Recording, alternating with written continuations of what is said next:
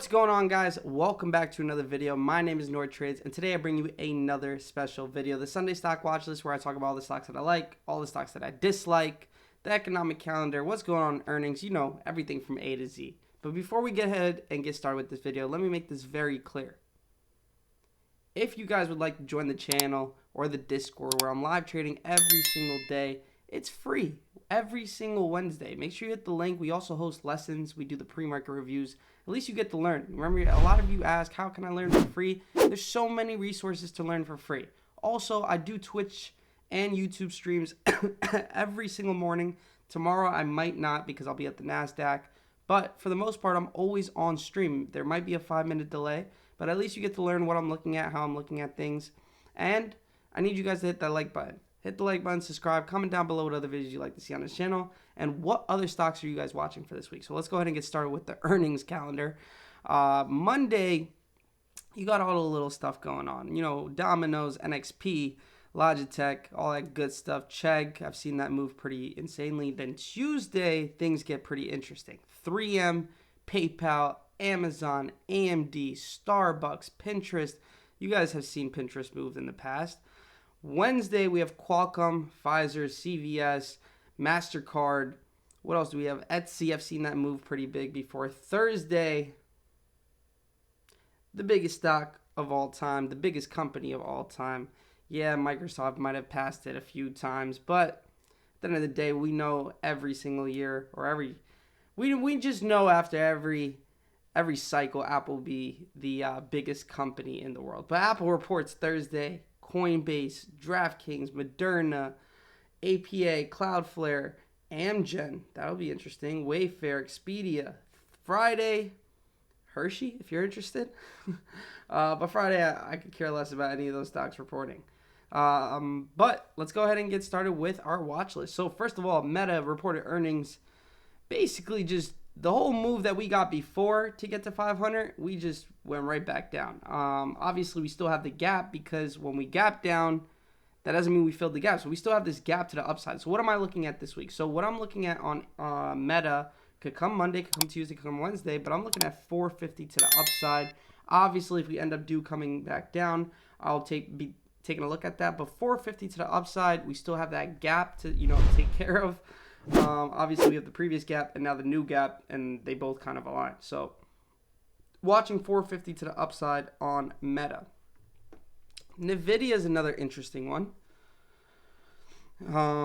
Here we go here. So, first of all, you guys can see we broke out of this wedge at, 826? Let's just say 830. We're at 880 now. Do I like anything on this? Yeah, but it's going to take some time. I think I'm going to wait for 890. And then from 890, I don't have a key level until 897. And obviously psychological level at 900. And then from 900, next key level for me is 905. So I'm really waiting for 890. And then obviously psychological level 895. But key level at 897 for me. And then from there, 905. And then we'll see where NVIDIA goes. But we're also breaking this 4-hour downtrend as well. So that'll be interesting. Tesla. We're stuck in this little wedge here. It looked like we broke out pre-market, but we couldn't close above or even open above on Friday. So we'll see how that goes. But if this does come about, Tesla has been holding steady. Didn't have some great earnings. Reported and reacted great to its earnings. Let's just say that. They did just have some news that they're investing, I believe, $10 billion into AI, something like that. So we'll see how the market reacts to that tomorrow. But if we do get some sort of, catalyst push, I'm looking at 175. From 175, I'm looking at 180. Right now, that's like kind of like an intraday thing. Right now, I'll prepare for it, but most likely it'll just come by. As far as downside, I'm not taking a look at anything there. Obviously, we have things like Amazon. If you go back to this, you guys can see that we have just so many earnings. I don't really want to be touching things until, it has earnings, which is Tuesday, so we'll wait. But it has this trend here that's been trying to break into. So maybe earnings is the day for it to come back into that trend. We'll see.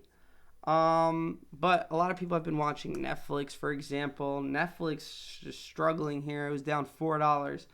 What I am watching, and I'm just gonna bring up, even though we're a little far, is this 542 level. If we do drop down, it looks like we're far. It's about what, $17.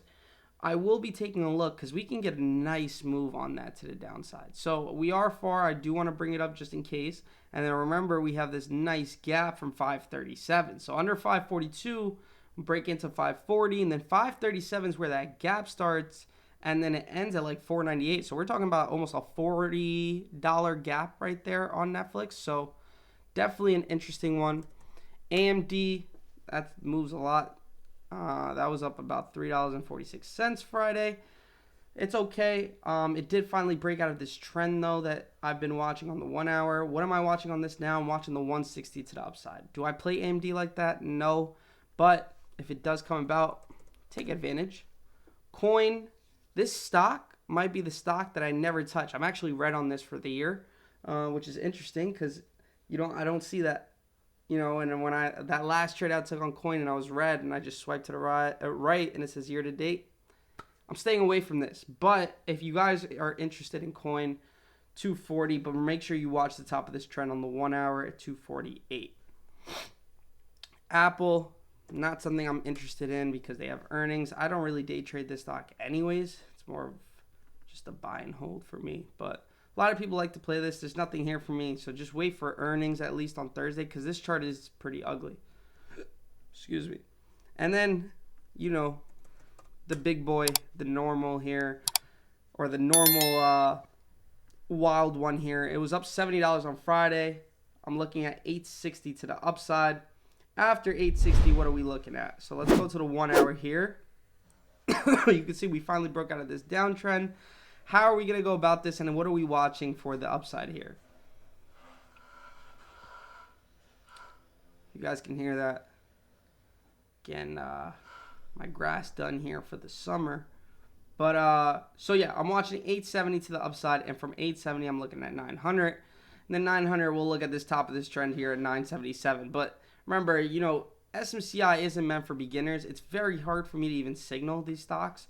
But we do have this small gap here at 891 up to 918. So that's something that I'm watching for, an actual targeted trade rather than just, all right, this has a key level here, the next key level is here.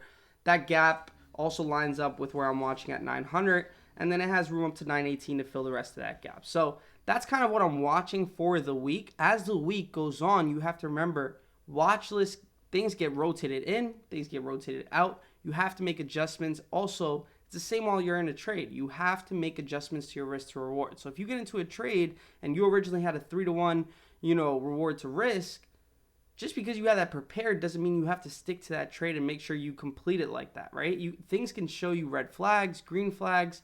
Things could always change. Friday and Thursday of last week, I had 90+% returns on each trade.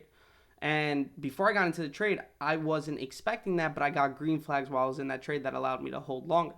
Now, some trades could tell me to get rid of it where I hold a lot less than I expected. Now, on Thursday and Friday, gave me green flags where I held a lot longer than I expected. So just keep that in mind. Make sure you guys, stay updated this week. Just because, we have something prepared doesn't mean we don't get the full 360. Just because we're looking at the upside doesn't mean we're bullish, doesn't mean if we're looking at the downside, doesn't mean we're bearish, right? So keep that in mind. Make sure you hit that like, subscribe, comment down below what stocks are you guys watching. And I'll see you guys this Wednesday in the free chat, pre-market review, live trading, and the live lessons at night. Peace.